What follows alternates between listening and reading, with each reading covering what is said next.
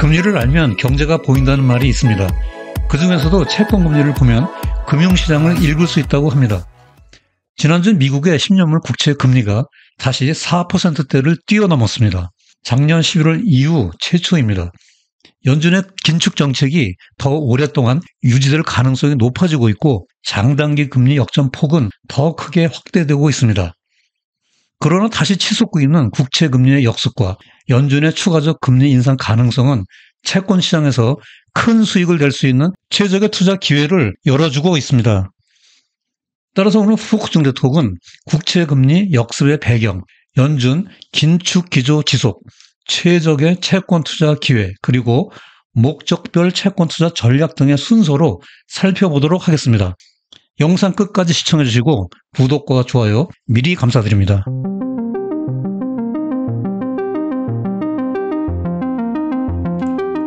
안녕하세요. 포커스중대톡의 우보 박사입니다. 오늘은 먼저 지난주 목요일 미국 월스트리트 저널의 헤드라인 기사로 시작해 보도록 하겠습니다. 이날 10년물 국채 금리가 4%대 고점을 찍었는데요. 이는 지난 11월 9일 이후 약 3개월 만에 최초입니다. 미국에서 경제방송의 최강자라고 할 수 있는 CNBC도 같은 내용의 토픽 기사로 다루었습니다.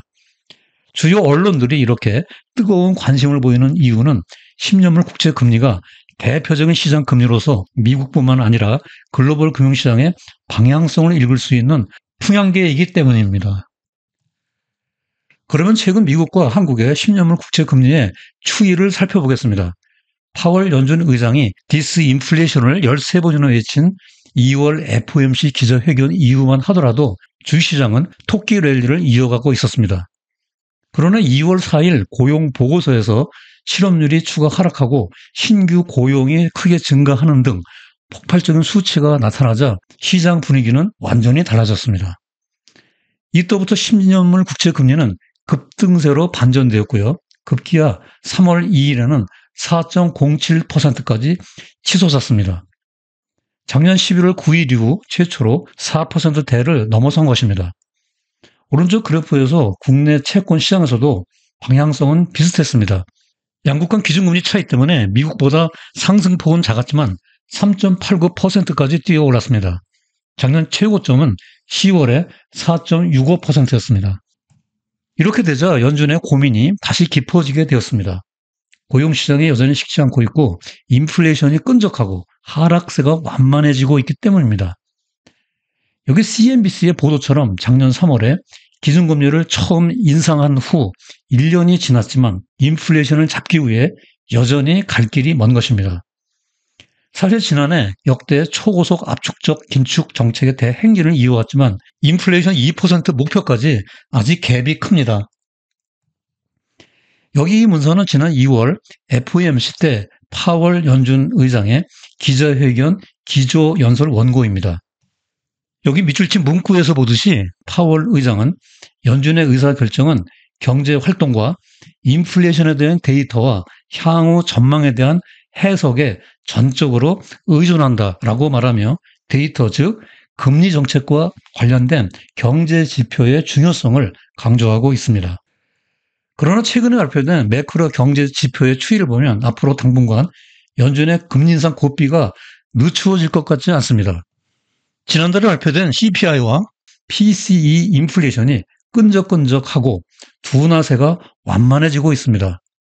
신규 일자리가 폭증하고 있고 실업률은 53년 만에 최저치를 기록하여 고용시장은 여전히 뜨겁습니다. 소매 판매 지수도 상승하여 코로나 팬데믹으로 닫혀있던 소비자들의 지갑이 활짝 열려가고 있는 모습입니다. 여기에다 1년 가까이 지속된 압축적인 긴축 상황에서도 금융시장의 여건은 오히려 개선되고 있는 모습을 보여주고 있습니다. 위와 같은 경제지표의 움직임은 시장에 고스란히 반영되고 있는데요. 여기 시카고 선물 거래소의 페드 워치를 살펴볼까요? 시장 참여자들은 향후 연준의 기준금리는 더 많이 오르고 고금리가 더 오래 유지될 것으로 전망하고 있습니다. 연준이 3, 5, 6월 FOMC에서 25bp씩 3번 기준금리를 인상할 확률이 가장 높고요.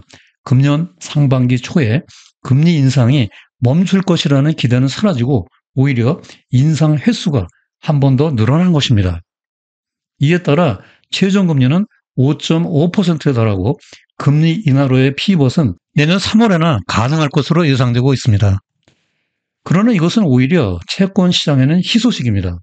왜냐하면 연준의 기준금리 추가 인상, 고금리 장기간 유지는 채권 시장에서 수익을 극대화할 수 있는 최적의 투자 기회를 제공해 주기 때문입니다. 미국의 핑코는 세계 최대의 채권 운영 회사입니다. 바로 이 핑코를 설립한 사람이 채권 왕이라고 불리는 빌 그로스입니다. 여기 이 책에는 핑코의 설립으로부터 그가 채권 왕에 등극하며 채권 시장의 역사를 새로 써 내려오기까지 그의 성공 스토리와 투자 철학이 자세하게 담겨져 있습니다. 최근 빌 그로스는 자신의 트위터에 향후 금리 예측에 대한 자신의 의견을 제시했습니다. 즉 과거 30년 동안 연준의 기준금리와 10년물 국채의 스프레드가 100bp, 즉 1%를 유지했다.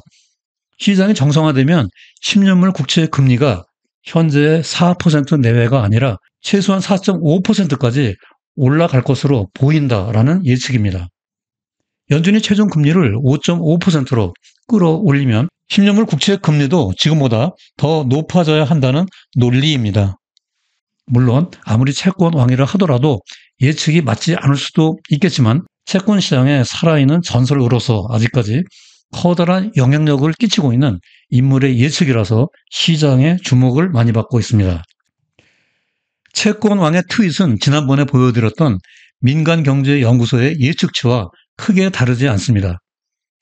이 그래프에 따르면 앞으로 당분간은 10년물 국채 금리가 4.3%까지 상승할 것으로 예측되고 있습니다. 그 다음에 금년 8월경 고점을 찍고 2025년 1월경에는 거의 중립금리 수준인 2.4%까지 내려갈 것으로 예측되고 있습니다. 그러면 채권 시장에서는 무슨 일이 벌어지게 될까요? 이제는 잘 아시겠죠? 채권금리 하락은 곧 채권 가격의 상승을 의미합니다. 예를 들어보겠습니다.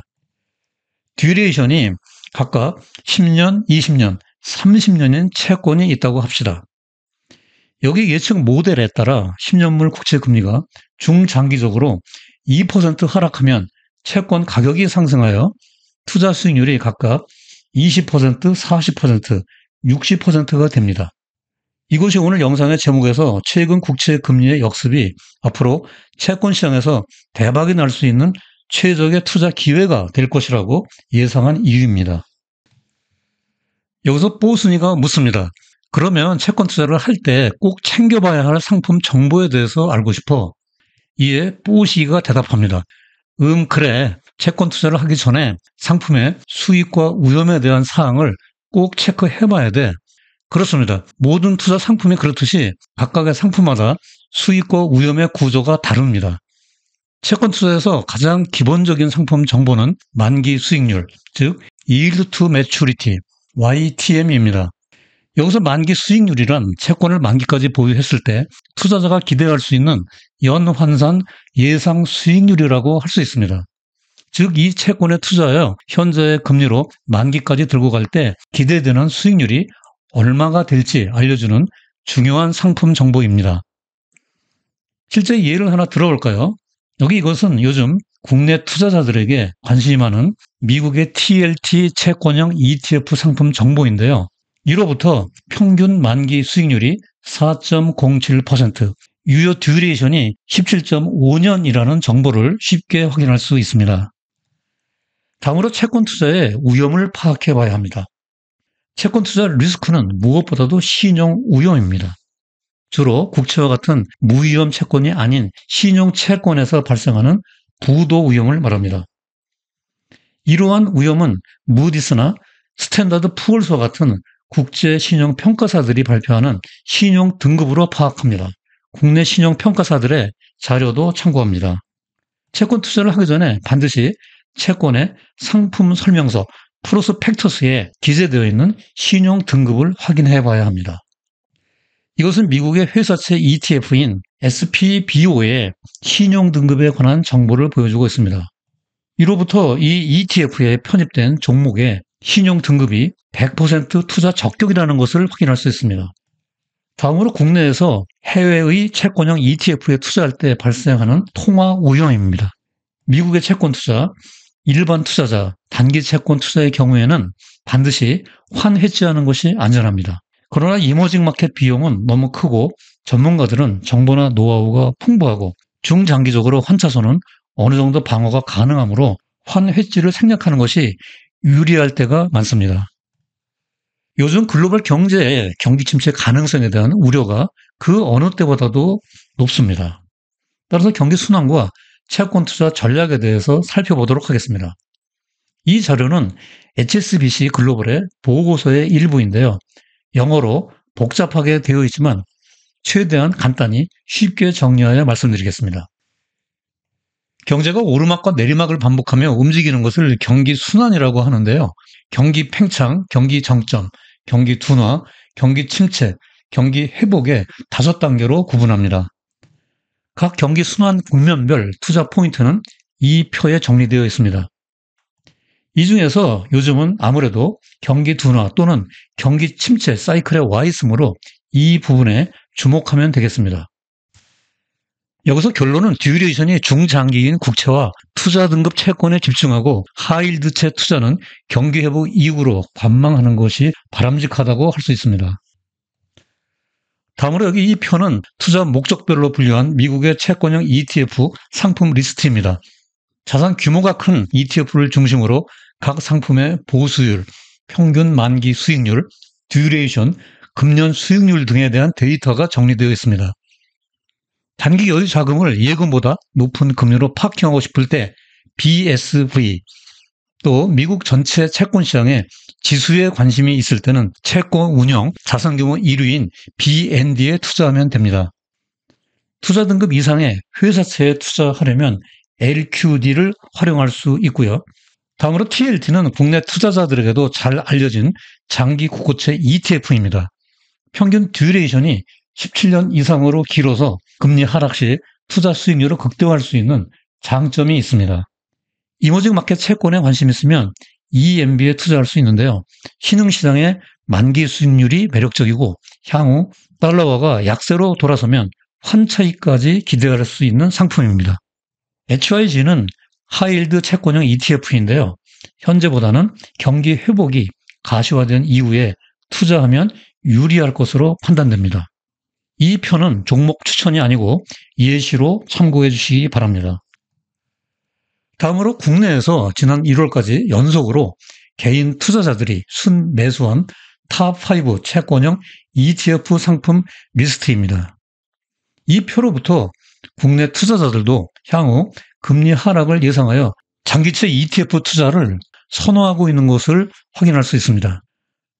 4원의 물가 연동채 하나를 제외하고는 모두 10년 이상 장기채 ETF 상품에 투자했습니다. 더군다나 3번의 미국 30년 채권 선물 ETF 투자가 장기간 연속 순매수를 이어온 것을 보면 미국 채권 시장에도 투자 관심이 많았던 것을 확인할 수 있습니다. 자, 지금까지 오늘 영상에서 다룬 주요 내용을 포커스 포인트로 정리해 보겠습니다. 첫 번째, 미국에서 10년물 국채금리 4% 재돌파, 2년물 5% 육박 등 당분간 국채금리 추가 상승 후 중장기적으로 중립금리 수준으로 하락하면 채권시장에서 수익을 극대화할 수 있는 최적의 투자 기회가 찾아올 전망이다. 두 번째, 현재 인플레이션 지표가 연준이 기대하는 것만큼 잡히지 않고 있고 고용, 소매, 판매 등 실물 지표들이 식지 않고 있다. 이에 따라 연준은 기준금리를 추가 인상하고 최종 금리가 5.5%에 달하며 고금리가 상당 기간 유지된 후에 피벗은 내년 이후에나 가능할 것으로 예상되고 있다.